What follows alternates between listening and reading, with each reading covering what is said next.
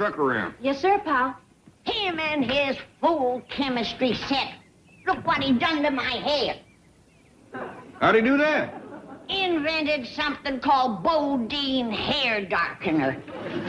Turned me into a platinum blonde. A nice shine to it. Shine, it glows in the dark.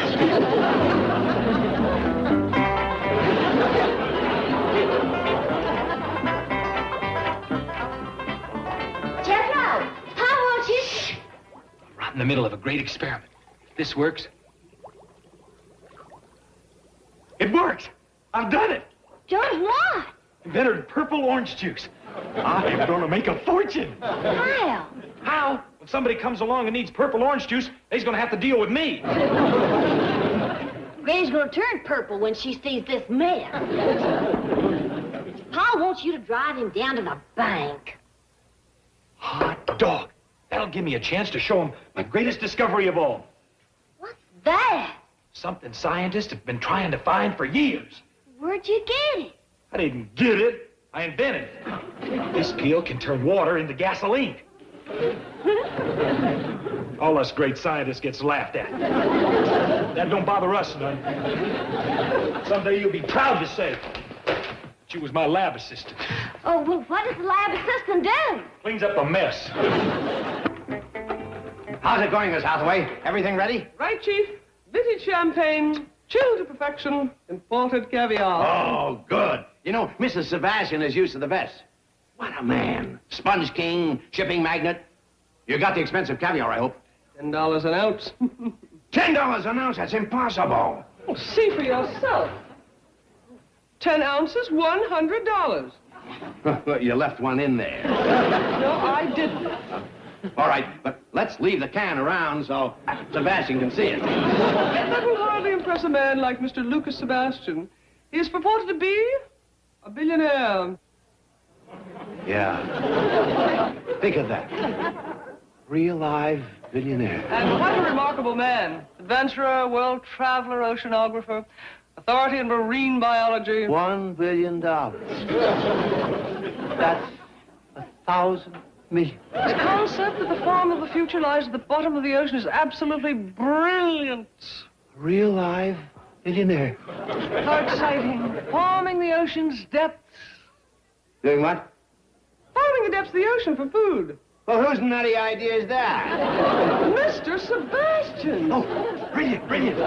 You mean you didn't ask why he wants to organize a syndicate? Look, when you get a chance to hook up with a man like Lucas Sebastian, you don't go asking foolish questions. Everything that man touches turns to gold. You must be talking about Jed Clampett. That sounds like a perfect description. Oh, no, Fleming. John, I was talking about the man who's going to head up our new syndicate. Lucas Sebastian. What are we going to finance? Home movies? Oh, of course not. Mr. Sebastian wants you to see a film about this project. Yes, he has a brilliant plan to farm the depths of the ocean. Farm the depths of the ocean? How does that sound to you, Fleming? Well, if Jed Clampett goes for it, you can count me in. He's yet to make a wrong move. One of the shrewdest investors I've ever seen. Yes, I make all his investments. You know, a classic example is that broken-down movie studio he picked up for a song. $5 million, wasn't it? 5.5. I Hear that? $5.5 million. And I'll bet anything is worth 25 today. The man's a genius. It's my idea. I'm the genius. By the way, Milton, where is Clampett?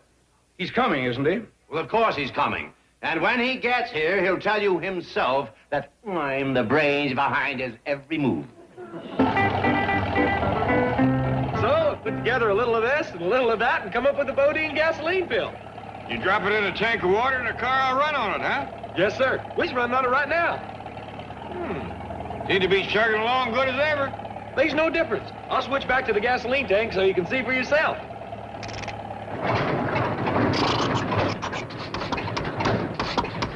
Don't seem to be running as good on gas as it did on your water.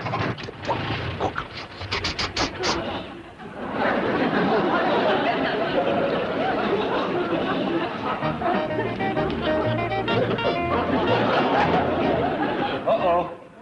Uh-oh, what? Got the valve in backwards. We've been running on gas. Right now, he's running on water. Right now, we ain't running. I'll switch back to gas.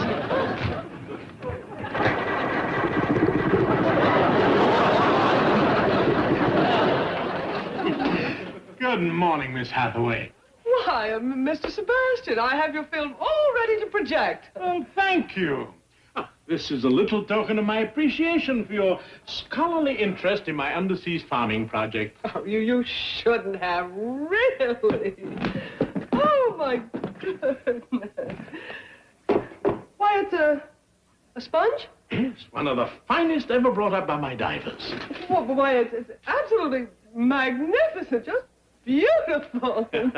I'm glad you like it. Yes.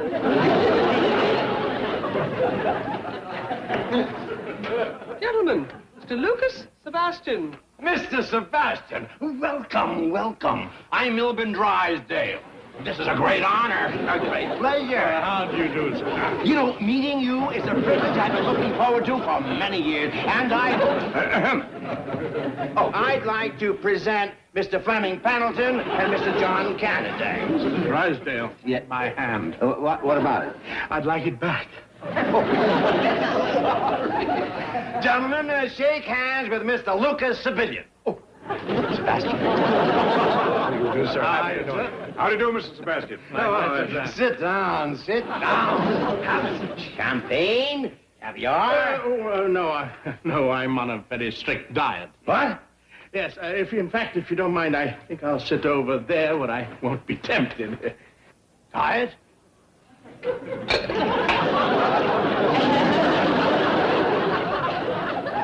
Take this caviar back to the store and get my $100. But the can has been opened. Solder it up.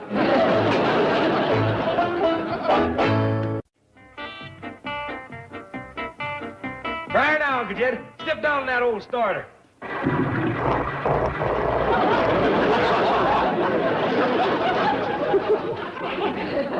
Still full of bodine gasoline, huh? But I'll get it running. Well, I better commence walking. I'm late now. Hey, no, Uncle Jed. I promised I'd get you to the bank on this truck, and I'm gonna do it. How? You steer, I'll push.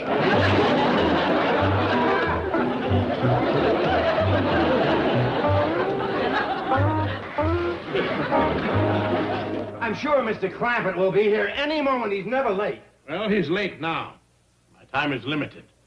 Now, if these gentlemen would care to see the film, I'd be happy to run it for them. If not, I'll be leaving. No, run it. Now, hold it, Milburn, hold it. I'd rather wait for Jed Clampett, wouldn't you, John? Right. Oh, well, sorry, gentlemen. Perhaps we can get together on another project. No.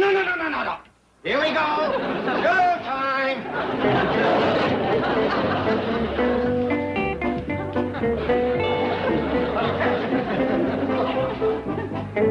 Take it easy, Jethro. Not so fast. Yeah, gentlemen. Beneath the oceans that cover 70% of our globe lie the fields and farms of the future. In these very waters, where my divers once harvested sponges, we will harvest a crop of plankton and undersea vegetation worth billions.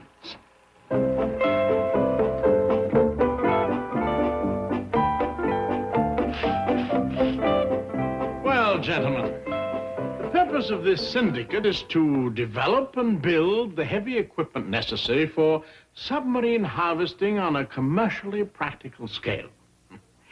I think we can do it on a piddling 100 million. What do you say? They're in. Right, gentlemen. Well, we'd like to caucus for a moment in the outer office. Oh, well, please be brief. I'm due at my club in 10 minutes. Won't be a moment.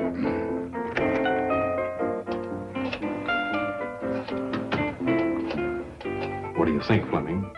Well, it worries me that Clampett didn't show up. If this undersea farming was worth anything, he'd be here. That's a pretty new concept. Maybe he doesn't know about it. You kidding? Nothing gets by that old fox. Hey, Jane Hathaway here. Where's Mr. Clampett? What's that? Trying out a new discovery? A chemical that turns water into gasoline? Hear that? Fantastic. Wonder he isn't here. You say Jethro invented it? I told you the kid was a genius. Got to get in on it. Yeah, gotta find Clampett. Tell Milburn that we had to leave. But what about the Ocean Farming Syndicate? Maybe he can sell it to a seagull. Yeah, it's for the birds. Hello, Ellie. When you hear from your father, would you please ask him to call? Thank you, dear. Bye. Well, fellas, what? They're gone, Chief. But the syndicate. I'm afraid they're not interested. Oh, well, I'd say that about wraps things up, Drysdale.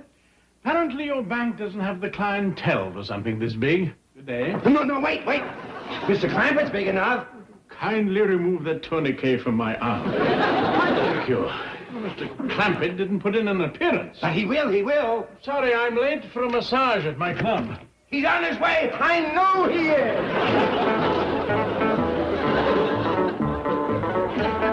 Better commence to slow down, Jethro. I gotta make a turn at the next corner. Jethro, I say slow down. Jethro!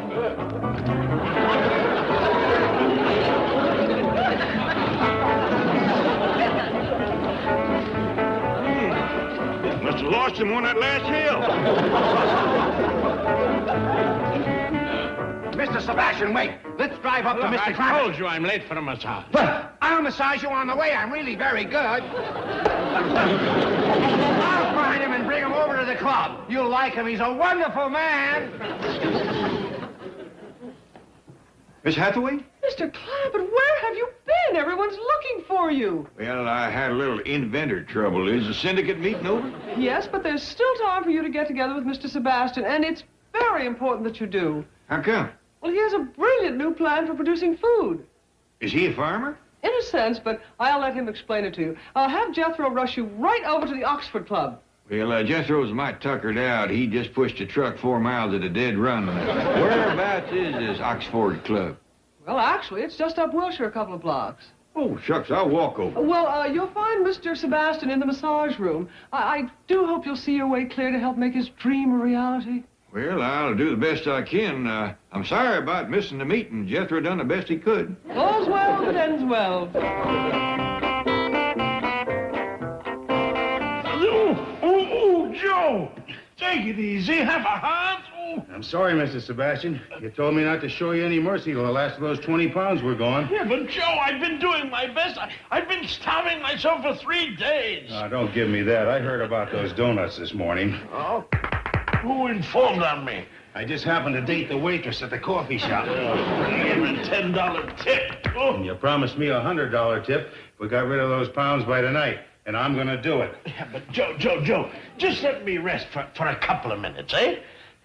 Well, okay, just for a couple, though. And then I'm gonna beat you, bake you, boil you, steam you, and fry you until those pounds come off. All right, it's a deal. Just let me have 40 winks.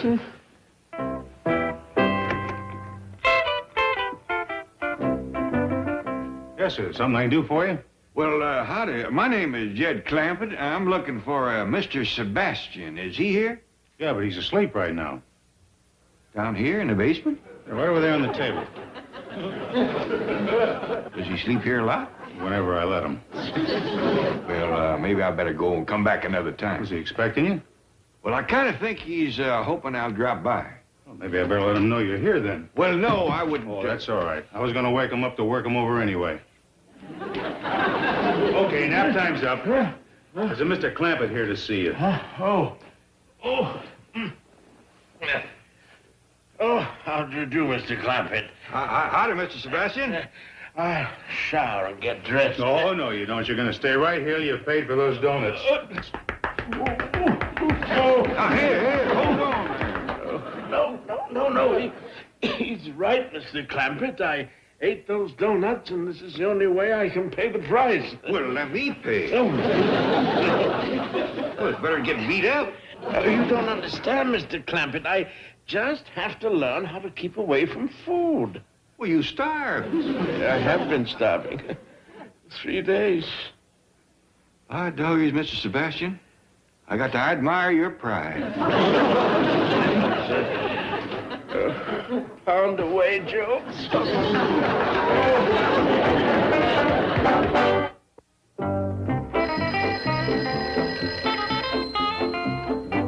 Hello? Ted? Where are you? I'm in some place called the Oxford Club trying to help this poor farmer. I tell you, Granny, he's a pitiful case. He sleeps in the cellar on a hard table, no clothes on his back, and ain't got the price of 2 donuts. You gonna grub stake him, Jed? I'm sure going to try, but it ain't going to be easy. He's poor, but uncommon proud. He'd rather take a beating than let me pay for his donuts. Out of here and into the rollers. No, not the rollers. Not Yeah, the rollers.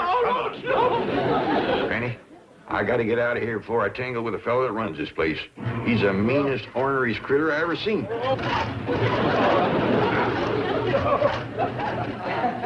Poor Mr. Sebastian can't pay him the money he owes, and dogged if this rascal ain't determined to squeeze it out of his hide.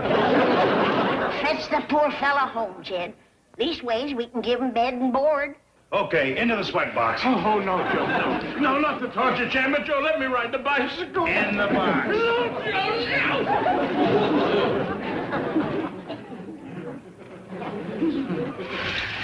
No, Joe, Granny, I'm afraid it's going to take a scrap to get Mr. Sebastian out of here. That fella Joe done took the wheel off his bicycle.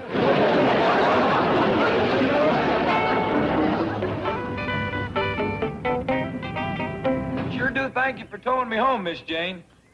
That's all right, dear boy. Glad to do it. Jethro, I still think I should have towed you to a garage to have this engine reassembled. Heck fire, Miss Jane. I can fix it. All I got to do is figure out where to connect these leftovers. Well, bon chance. I want your Uncle Jed to have this. He and Mr. Sebastian may be going into business together.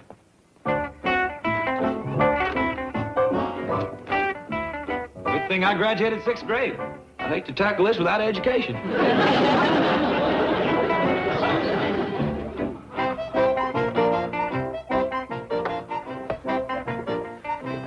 You know, Joe, I just weighed myself and I'm down to, Joe.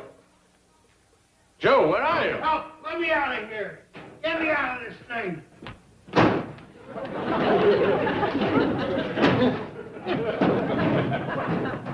Well, what happened to you, Joe? Well, you remember when I let you out of the steam cabinet there and you kind of staggered into the shower room? Yes? Well, Mr. Clampett came over and gave me a $20 bill. Asked me if that would satisfy me. I thought he wanted a massage. So I said, take off your clothes and I'll work you over. And? Well, that's the last thing I remember till I woke up in here. You know, Joe, I'm beginning to wonder if I should accept Mr. Clampett's invitation to dinner. What is it, Granny? According to Miss Jane, it's something that Mr. Sebastian grows on his farm. And a prize one, too. When's it gonna be done? I don't know, child. I've been stewing it for better than an hour. And it still ain't tender. Sure does smell good. Well, I put in a little piece of salt pork for seasoning. Let's just let it simmer there. You come and help me pick some dandelion greens to go with it.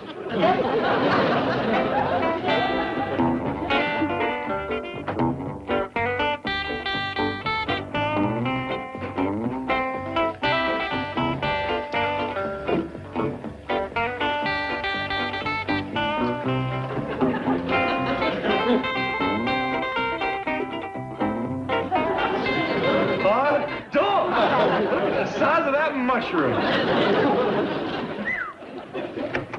Well, come in, come in. I'm glad you could make it. Here we are. Thank you.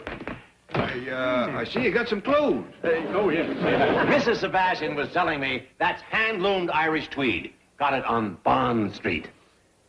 Now, don't you worry. It looks fine. Want to borrow my razor? No. I got a little surprise for you, Mr. Sebastian. You hungry? Oh, I've never been so hungry in my life. There you are. 2 dozen of the finest donuts money can buy. Just a wallering in sugar. To me? For you and no strings attached. No. Proudest man I ever seen. Well, I reckon it would have took the edge off of Granny's victuals anyhow. I'm sure she's got something wonderful cooking. You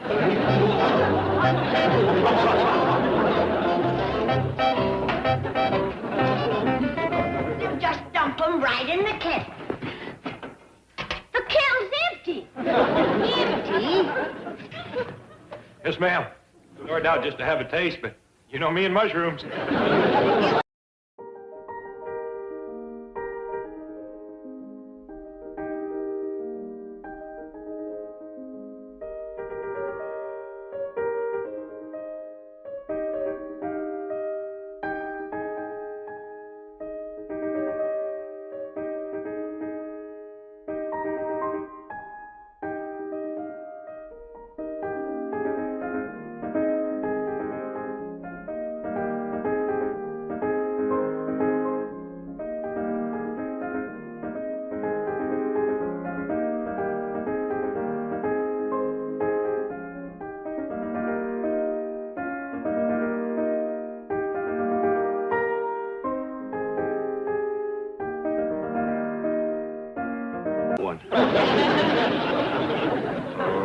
Let's sit down, boy. What you hiding behind you there? This is a picture of you when you was my age. What you doing with that? Well, I was hoping it'd jog your memory a mite. Granny says when this picture was took, you was a lady killer, a cash cow.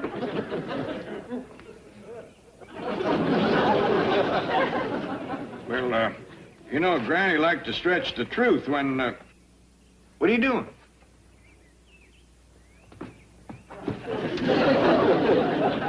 Notice the resemblance? What do you want, boy? I want some advice on how to get girls. Well, I ain't the one to give you that. I wasn't a lady killer at Cass County. You wasn't? No, there's plenty of fellas had me backed off. There was, Well, let me see now. There was, Now, you take old...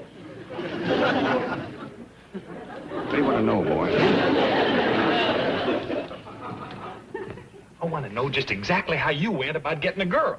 Well, as I recollect, I'd done my best girl getting on Saturday afternoons. Yes, sir? Used to get all slicked up and go into town and stake out a good spot in front of the general store and go to whittling. Whittling? Yep. On a long piece of soft pine, just about like that. Of course, out of the corner of my eye, I was watching the girls. I see. Right now, let me warn you about something. You got to keep half your mind on your watching and half on your whittling. A little too much of one or the other, and you're liable to lose a girl or a finger. Well, now, I didn't do none of my fancy whittling until I seen a pretty girl come along. Then I would peel off about a foot and a half. I'd peel off about a foot and a half curler, so thin. I'd peel off about a foot and a half curler. You got to remember that I ain't done much girl getting whittling for a number of years. And then what happened, Uncle Jed?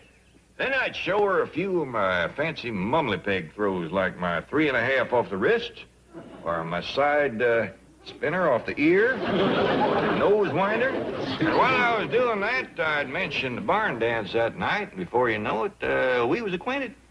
Hot dog!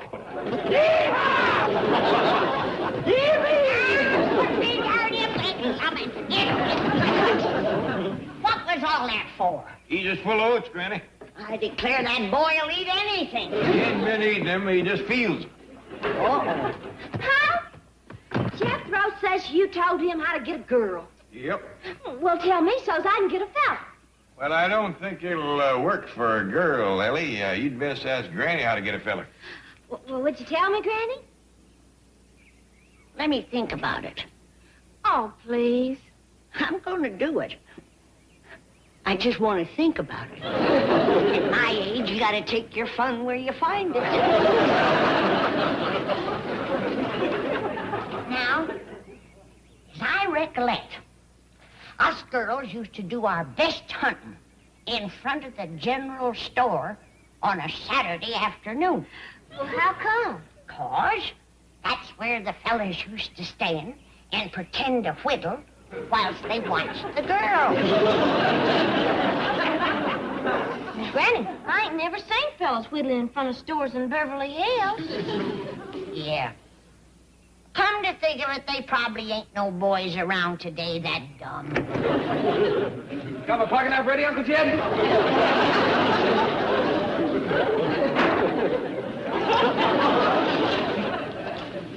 Uncle Jed, I got plenty of that soft whittling wood you told me to get. Yeah, now listen, boy, I got some more to tell you. Shucks, Uncle Jed, you done told me all I need to know. If I go to peeling off them long curls, I got it made. I'm gonna be the lady killer of Beverly Hills.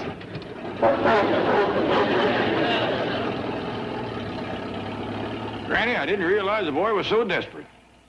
Ellie, too. Or if she ain't, she ought to be. I can't go on telling folks she's 14 forever. You have got to meet other young'uns. And there's only one sure way to do it, city or country. A wingding. A wing-ding? That's what Mr. Clampett said he wanted, the biggest wingding in town. Well, don't stand there. Go out and buy it for him. A wingding is a dance, a party. Oh, good. You know, I've been wanting to throw a big party for Mr. Clampett, and now that he's paying for it, let's go all out. Not to be for Mr. Clampett, it's for Ellie and Jethro, so they can meet other young people. Oh, I see. A party and a dance for young people. Okay, let's give those kids a real thrill. We'll get Guy Lombardo. Swing and Sway with Sammy Kaye. I'm afraid not. I've got it. Clyde McCoy. Chief, young people today just aren't dancing to those groups anymore. Oh, what's the matter with these kids today? A bunch of squares? Hardly, but time marches on, vogues change. Right now, groups like the Beatles are all the rage. The who? The Beatles. They're the most popular group in the world. Why, they get as much as $100,000 for one appearance. They do? Yes. Last year alone, they made something like $14 million. Well, let's get them. For the Clampett party? No, for depositors. Getting back to the Clampett wingding. Just take care of it. Anything they want. Well, inasmuch as the Clampetts aren't acquainted out here, they've asked me to make arrangements for the music. Now, the Beatles aren't available, but there are groups who have a similar appeal. Herman and the Hermits, Freddie and the Dreamers, the Animals, the Birds. Of course, they probably aren't available on short notice either, but here are some others on my list. If I paid them 4.5% and loaned it out at 7.5%, no, make that 8. Chief. Yes? For the Clampett wingding, I may be able to get the lizards, the frogs, the termites. Well, get them. Whatever Granny wants to cook. Oh, I've been doing some figuring. And to help you land that Beatle account, I'll make that a set of dishes for each of them. I'll throw in a bowl of artificial flowers and a plastic meat platter. Gee, Chief, you've taken all the challenge out of it. Well, Jethro, glad you're back. What's the matter? You look like somebody dropped a clod in your churn. Jed, I didn't do no good at all with that whittling. You got no other way of meeting girls? Matter of fact, I have. Good. And fellers, too. I don't care nothing about them, just girls. For Ellie Mae. And there's going to be plenty of both. We're going to throw you young'uns a wingding. Thank you, Pop. I'm just ashamed not to have done it sooner. We gonna have lots of vittles and pretty girls? And music and dancing. And vittles and pretty girls? And games and prizes and stuff. And vittles and pretty girls, huh? That's our word for it, young'uns. We're going to put the big pot on the little one.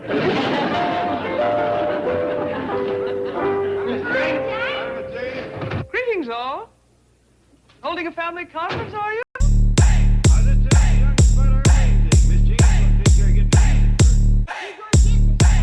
Well, I thought I'd spend the evening going to places visited by young people and auditioning for various musical groups.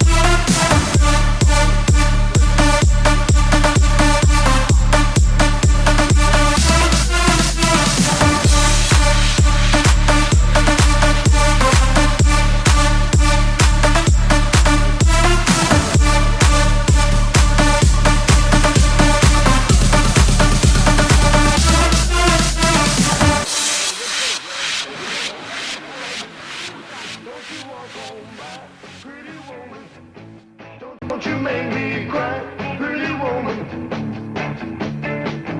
If that's the way it must be, okay.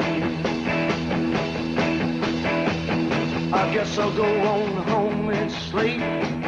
Maybe Jane? tomorrow night. Well, Miss Jane, where are you? What do I see?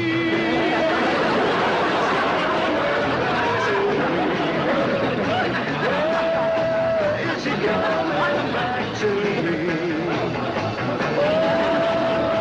Oh, pretty woman.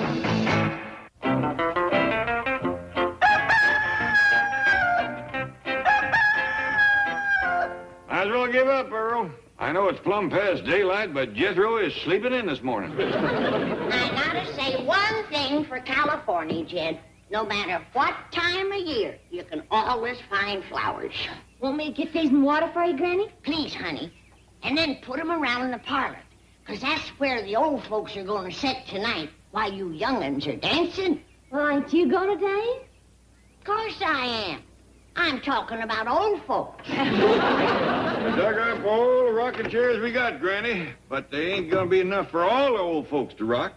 Well, I'll pass around my rheumatism medicine. And them that ain't rocking will think they is. Car left! March! Halt! Good morning, Granny. Mr. Clampett? Morning. Are you all right? Do you know what time I got up this morning? 6 o'clock. Jethro's sleeping in, too. We all have mornings when we don't feel like getting out of bed. I feel wonderful. I marched all the way from my house. Well, that's a good 100 yards. I guess I am a little bushed. You look about the way Jethro did when he dragged in last night. Yeah, him and Miss Jane was out awful late. Yeah, the boy was dead on his feet, but he said that they found some mighty fine music for our wingding at that go-go place. Plenty of young folks, too. Jethro hauled off and invited everybody that was there. Well, I'm glad to know the music and guests are taken care of. Oh, by the way, did Miss Hathaway mention whether she had located the Beatles? Beatles? Oh, I hope they ain't got into her garden. Them is the peskiest bugs. Especially the potato beans. No. This is a group that sings and plays musical instruments. The dickens you say? Oh, yes, they're famous. They appear all over. They make a fabulous amount of money. Singing Beatles, huh?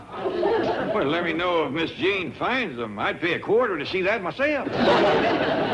No. You're still... They're like... Well, never mind. I saw a picture of them, and I'm still confused. Jethro, did you get some good music for the wingding? Did I ever? Where'd you see 'em, Ellie? 4 fellas that really wail. Well, tell me about it. You'll meet 'em when I fetch 'em home this evening. Right now, I got to go into town and get me some clothes and do something about my hair. Well, Granny will cut your hair. Cut it? Gee.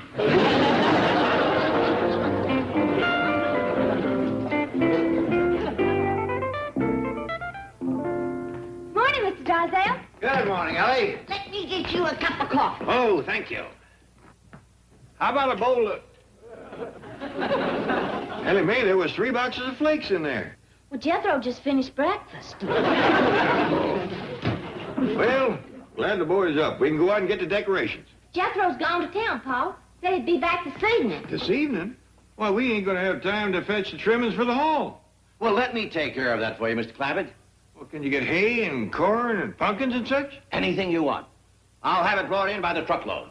I'd like some autumn leaves, if it don't cost too much. Hang the cost. I enjoy spending money on my friends, especially when they can afford it.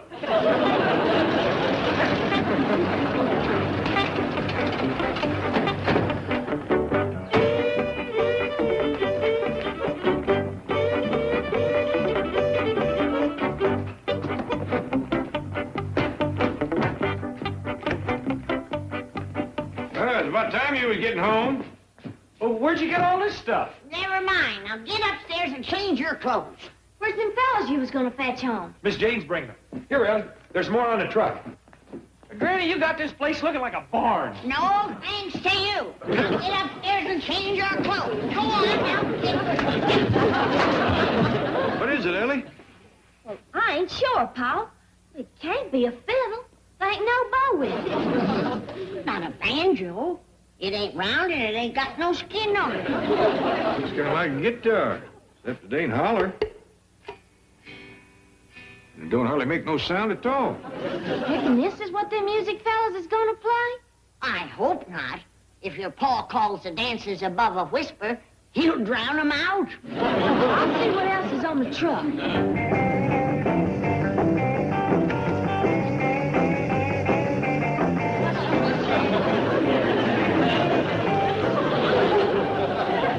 Doggone that, Jethro. What's the matter? Well, he said Miss Jane was fetching fellas. She just drove up with a whole carload of girls.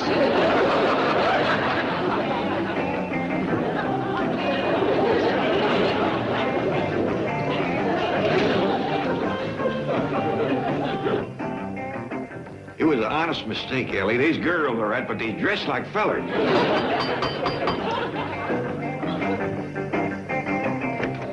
Greetings, Mr. Clampett. Your wingding musicians are here. Hey, howdy, young fellas. Lady. Well, welcome, everybody.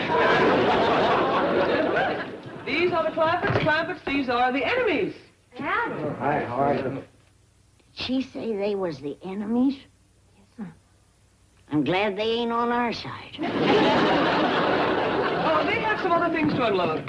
Oh, good. Say, excuse me, but do any of you all play the fiddle? Well, if it's got a beat, we can fake it.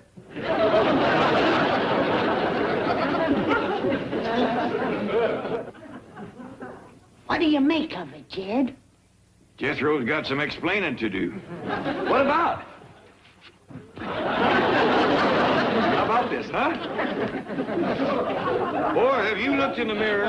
Why? Is my wig on crooked? Your head's on crook. Why'd you get yourself up like that? Well, this is the way all the fellas looks now. Heck far, Pa. I ain't gonna have no fun tonight if all the fellas look like girls. Well, cheer up, Ellie. It might be some sport just sorting them out.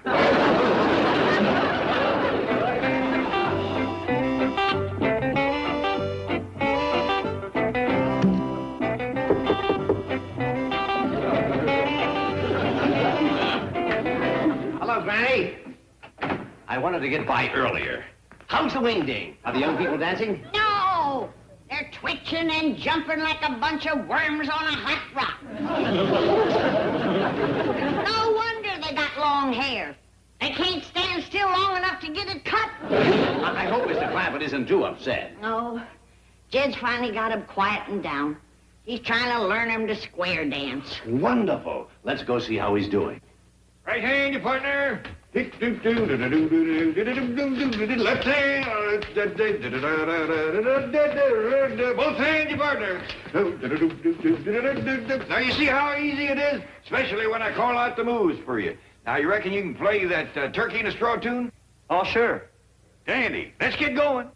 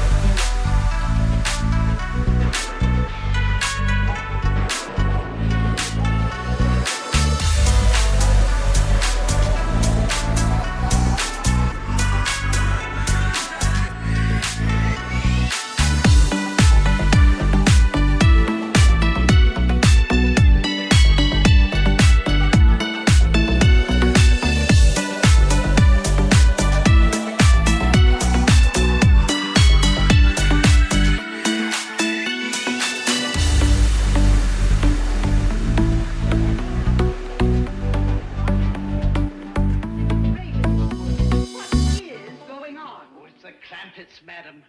Well, go over there and command them to cease at once. Begging your pardon, madam, having survived the Battle of Britain, I don't wish to press my luck. Then summon the police. Oh, Mr. Drysdale has forbidden any such action. Well, something has to be done. This is Daddy's first visit. One look at those savages and he'll take the next plane back to Boston. Maybe they'll prove somewhat of a shock to the old gentleman. A shock? My father doesn't even know that people like that exist. He's spent his entire life among the aristocracy of Back Bay, Boston. Why, he hasn't even accepted Milburn yet. We've been married 25 years. Well, speaking of your husband, madam, perhaps he could persuade the Clampets to take a trip. That money-hungry bourgeois. He's afraid to let them out of his sight. I'll do it. I must do it for Daddy's sake. Tell Perkins to pick me up at the Clampets. We'll go to the airport from there. Yes, madam. Whereabouts should we go, Uncle Jed? Well, let's head for some tall timber. I hear there's a place out that way called Westwood. Sounds dandy. We ain't seen no real wood since we left the hill. Let her roll, boy. Hey, wait fast! Hey, yonder comes Miss Drysdale. On the double, too. Wait! Howdy, Miss Drysdale. Want to come out in the country with us and do a little shooting? No, Mr. Clampett. My father is arriving from Boston this morning. Well, do tell. Well, ain't that nice? I don't believe we ever met you, Pa. I know. He never met anyone like you either. Don't they have millionaires in Boston? No, that wasn't what I meant, but never mind. I'm here to ask a very great favor. Well, ask away. Anything at all? Just tell us what we can do. Well, you see, Daddy is one of the leading citizens of Boston, and this will be his first visit out here. And I'm terribly anxious to make a good impression. And, well, I guess I'll just have to come right to the point. His plane will be arriving soon. Could I persuade you Clampets to take a little trip? Why, you bet you can. Wonderful. We'll go right out to the airport and fetch you. What? Ellie and me'll stay here, so you can go along. Sure. You and your pa can ride up here on the bench. Good thinking, girls. It's a dandy view from up there. She can show them the sights. You too, Duke. Come on down. Oh, no, Mr. Clampett. Well, all right, if you want to take him. Your pa partial to hound dogs, is he? Never see a finer one than old Duke's. Keep you warm up there, too. Come on, Miss Drysdale. No, I wouldn't think of letting you drive me to the airport. Why, shucks, it's our pleasure. It'll show your pa what kind of neighbors you got. My father doesn't even know there are neighbors like you. You met him at the airport, he fainted away. No fooling. Little act of kindness like that.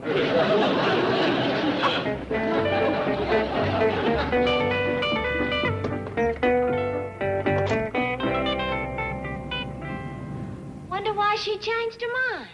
It seems her pa ain't used to friendly neighbors. I know how he feels. That Boston must be a heap like Beverly Hills. Yeah, but Miss Drysdale figured meeting us right off might be too much for him.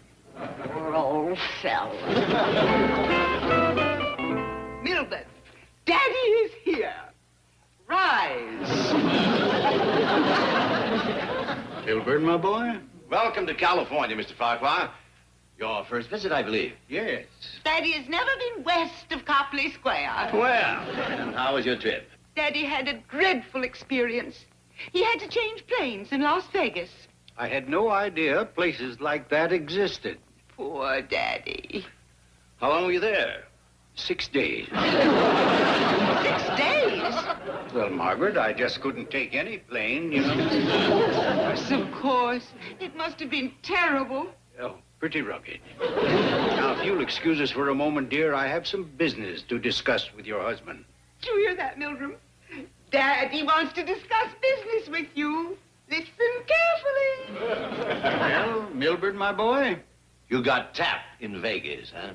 Murdered. That's an expression I heard up there. Of course, it would be a simple matter for me to telephone my bank in Boston. No, you didn't let me finish. I'm overdrawn there. You, a Farquhar, overdrawn?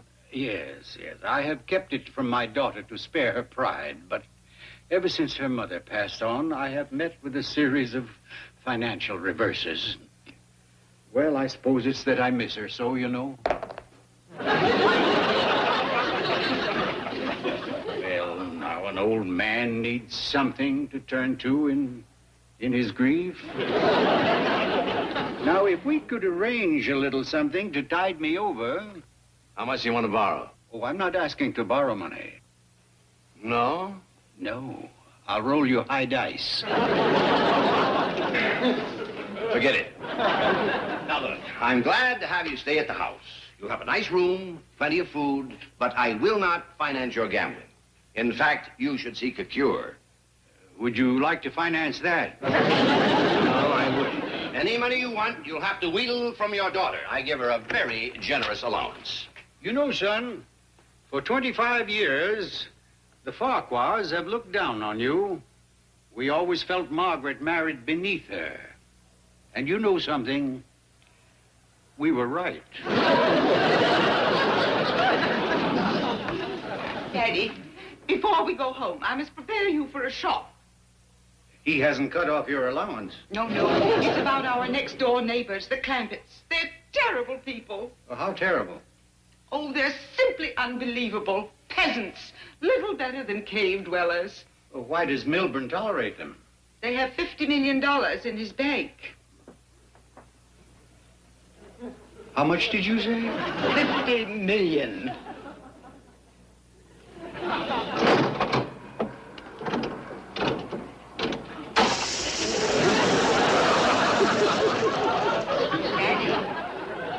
Daddy? Oh, yes, dear, yes.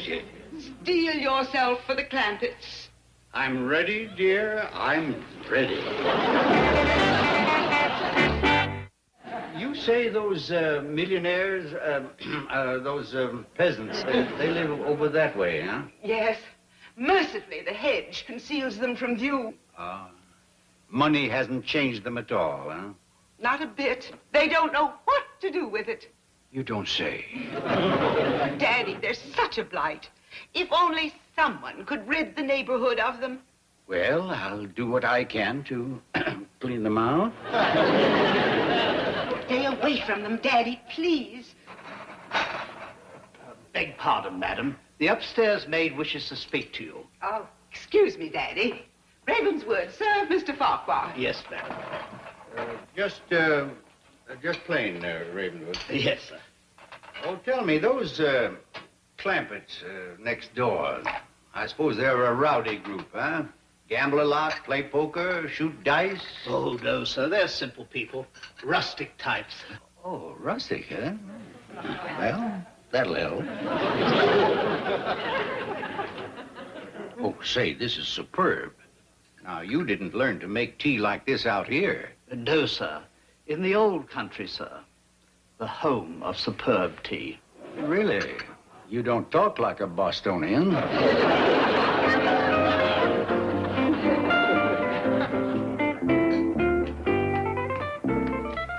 Howdy! You must be Miss Drysdale's pa. Uncle Jed said you was skittish. Yes. Who are you? I'm Jethro Bodine. Oh, for a moment I thought you might be one of the Clampetts. Well, I am. Uncle Jed's my uncle, Cousin Ellie's my cousin, and Granny's my grandma. Genealogically speaking, that computes. Huh? There are 4 of you.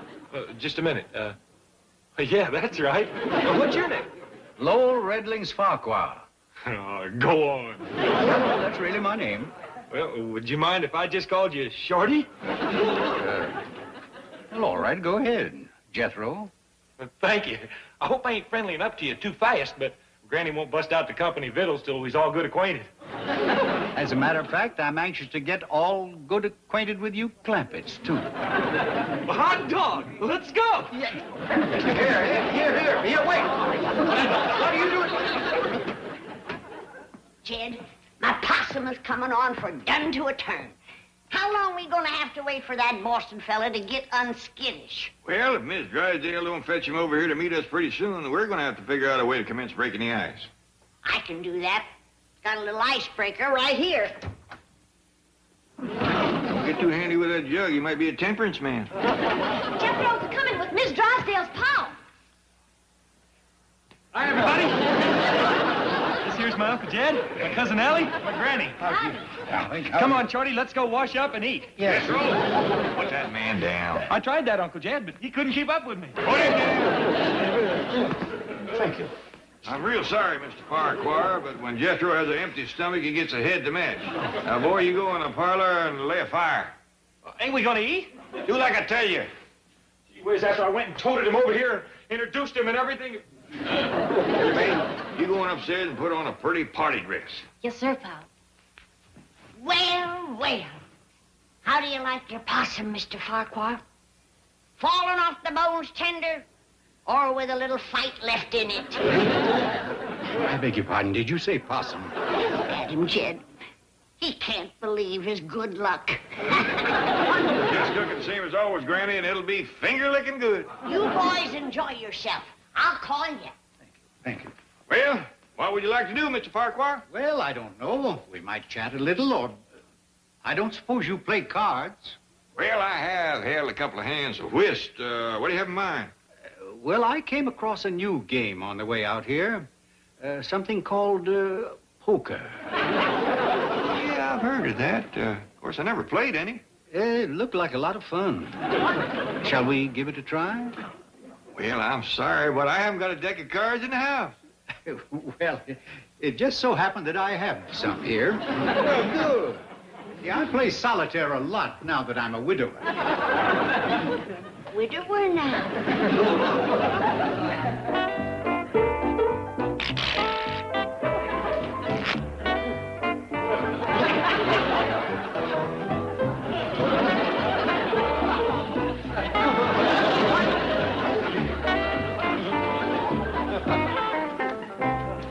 And you only seen this game played once, huh? Yes, that's right. You sure picked it up in a hurry. Yes, didn't I? Now, each one of these matches is worth $100. What didn't you say? I'll have to speak to Jethro. He uses $1,000 worth just getting the fire going. Is that right? Now, we'll start off by playing a little game called Seven-Toed Pete. I thought we was going to play poker. It's the same thing. You learn me as we go along, huh? You can depend upon it. Mighty nice of you. It's a pleasure.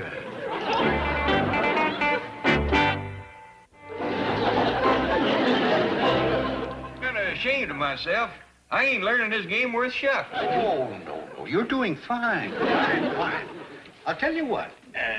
We'll double the stakes, and that way you'll have a chance to catch up. Well, I wouldn't want you to break the rules just for me. Oh, I'd be glad to do it. Would you like me to deal once you've been doing it all? No, I'm not tired.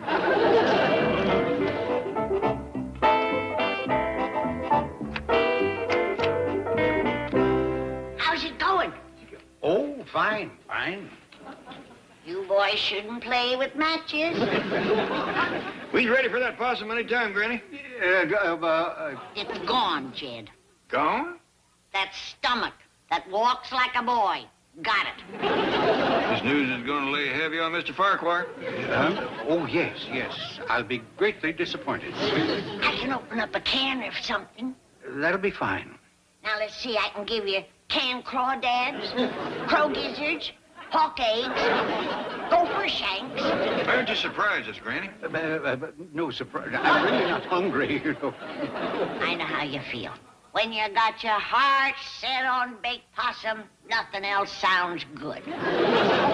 How true. Can three play this game? Oh, yes, indeed. You sit down. And we'll open up another box of matches. Give Granny some matches here, will you? You'll enjoy this. What? They told me at the club to rush right home. What's the matter? What happened? Have we been robbed? Oh, no. Daddy has disappeared. For that, you called me off the golf course? Listen, Margaret, I had John Cushing 2 strokes down on the 9th hole. I was a cinch to win $20. But I don't think you understand the gravity of this situation. One moment, Daddy was sitting here having tea, and the next moment he was gone. Well, that's one relative who doesn't wear out his welcome. Search the ground and there's no trace of Mr. Farquhar. Call the FBI. Call the drugstore. He's probably out in front matching coin. Oh, you lout. My father is a Farquhar. Do you think he'd stoop to gambling? No, of course not, dear. I was only joking.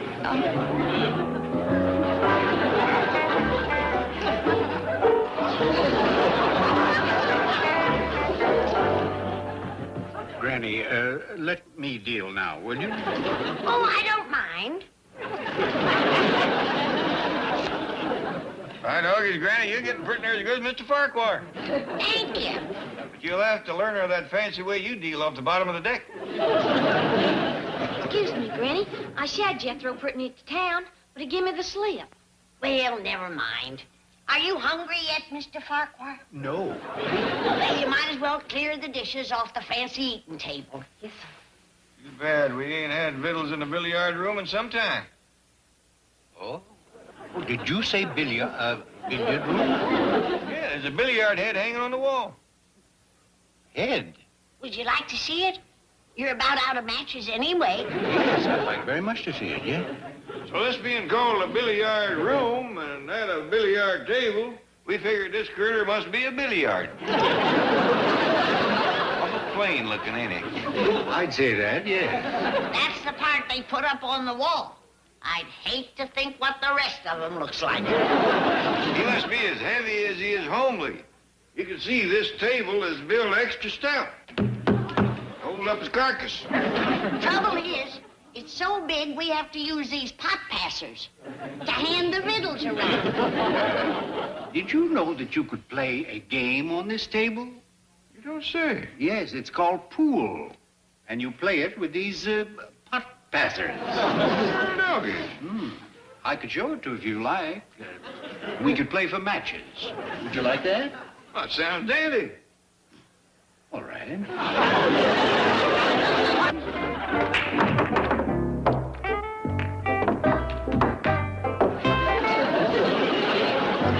Are you sure you've never played pool before? Nope, but it reminds me for all the world of ricochet shooting.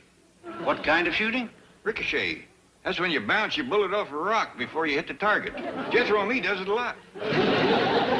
Why, you old pirate! Just a minute, Mr. Drysdale. I'm fixing to shoot.